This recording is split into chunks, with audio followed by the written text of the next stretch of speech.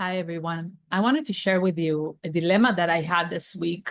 And I think that many of us parents feel that dilemma many times. And it's the dilemma between how much do I take care of my needs and do my things that to make myself feel fulfilled, and how much do I sacrifice that for my children? And I faced this dilemma this week because I signed up my kids for a camp. It's a camp that my older kids were at last year, and my oldest was 2 years ago. So I know that it's a good camp. I trust the people there. Um, and it's from age 4 up. And my youngest son just turned 4. So I wasn't sure if it was the right thing for him and if he's not too young for it. But on the other hand, I really wanted and needed this week for myself because the kids have been home and I've been trying to work and I've been doing my best and they've been occupying themselves. But eventually, I'm not as effective as I am as when they're not here, of course. So I thought I'm going to give it a try and sign him up for this camp and see how it goes. So we went for the first day and he actually just went inside and said bye and he didn't even want me there. So first day was very easy. And then he came back home and he was so exhausted because it's 9 to 4. It's a long day. They're outside all day in the sun, doing activities all day. And I'm sure he had moments in the day where it was very hard for him. And he just needed, mommy's hug. And thinking about that really crushed my heart. But then on the other hand, I knew that most of the time he's okay. He's with his older brothers and he feels safe. So the second day, he said he doesn't want to go. And I said, okay, don't go today. I'm going to take a day off and be with you so you can rest. And today was the third day of camp. And I said, okay, today I need this day for myself. And he's going to go. And I prepared him for it. And I told him, you know what? Today you have a day of rest at home, but tomorrow you're going to have to stay there and you're going to have to go. And he didn't like the idea at the beginning. He wanted to stay home with me. And I understood that, of course. But I knew that most of the time he's going to have a good time. Maybe he'll have some moments in the day where he's going to have a hard time. He's going to be tired. He's going to want mommy. And it's not going to be the easiest for him. But I know that in general, he's going to have a good day. And I needed this day for myself. So I sent him to the camp today and we'll see how it goes. But what I wanted to convey to you with this example is how my mindset changed. And I think that this is really important because, in the past, I would have thought, he's too young. He's going to have a hard time there. I shouldn't send him and I should sacrifice my own time to be with him because it's not the best. It's not the ideal terms for him. And he's not going to be happy all the time. He's going to have a hard time and I'm not going to be there for him to support him.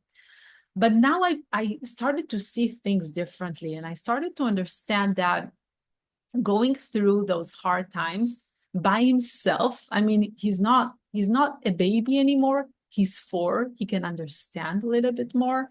So going through these things by himself is actually what's going to make him stronger. It's going to help him see that he can do it. He can be without me for a whole day. And even if he has hard moments and he has his brothers next to him, or he has the guides to be there with him. And the moment after that, he's going to be fine. And in general, I feel like it's going to give him that sense of accomplishment. It's going to give him that sense of matureness. He's going to come back with a sense. And that's what happened in the first day. He came back with a sense that he's older right now. He does what all the big kids do. And deep inside, that's what all children want. They want to feel independent. They want to feel that they are capable and they want to trust themselves and help in letting them deal with situations like that gives them that opportunity. And as mothers, as much as it's hard for us, we need to be able to let go and step aside and enjoy seeing our children overcome these challenges and seeing how they're going through hardships, but they are dealing with it by themselves without us, because eventually we don't want them to be dependent on us. We want them to know that they have what it takes. They have it inside of them to deal with whatever challenge life brings to them. And it starts with these small exposures where I'm not sending him 5 days a week to camp 9 to 4 and he's going to be exhausted. I'm doing it in a way that is gradual. He went one day he's home, he's resting. He went today, maybe tomorrow he's going to stay home and rest, and maybe he'll go again Friday. It's not throwing him into the deep water without any guidance or without any support. I'm throwing him into the deep water with floaties and with the ability to come out and go back in and come out and go back in a way that is, I believe, is right for him in his age. And the more that we adopt this approach, the more we can push our children into that independence that they seek and that we eventually want for them.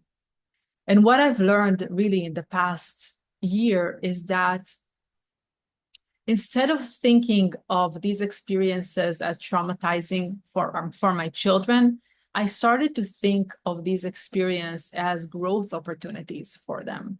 And the more that I view world from this mindset of growth and from this mindset of wanting them to transform, wanting them to mature through hard experience that they go through and not protecting them from these hard experiences, the more I see how much they are flourishing, the more I see how much they take more responsibility in the house, the more they want to do for themselves. They wake up in the morning and they're motivated and they pack their own bags and they make their own breakfast and they come back and they take out from their bag their wet towels and the wet bathing suit and they put it to dry.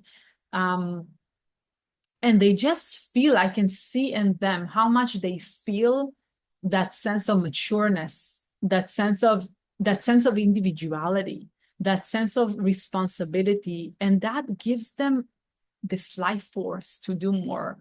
We shouldn't shield our children from these experiences.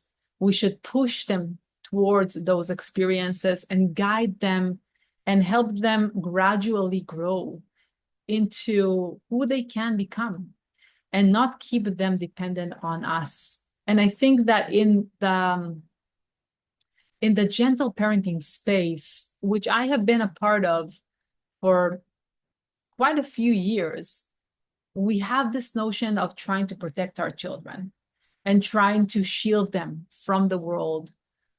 But actually, we don't need to shield them from the world. We need to expose them to the world gradually in their own pace, in a pace that is right for them, and mostly in a faster pace than we feel as mothers, because we have the tendency to try to protect our children.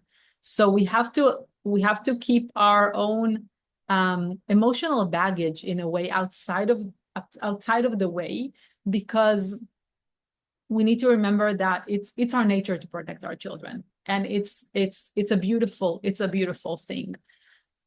But what our kids really, really need is for us to push them out to the real world and guide them in dealing with real life challenges. And it starts with small things like this. So this is my message for you today. I would love to hear from you what your thoughts are about this. Are you a parent who lets go, or are you a parent who overprotects? Do you have a hard time letting go? Is it easy for you? What have you seen in your children the more you let go, and what maybe you want to let go of but have a hard time doing? So keep me posted. I would love to hear your thoughts, and I'll talk to you soon. Bye for now.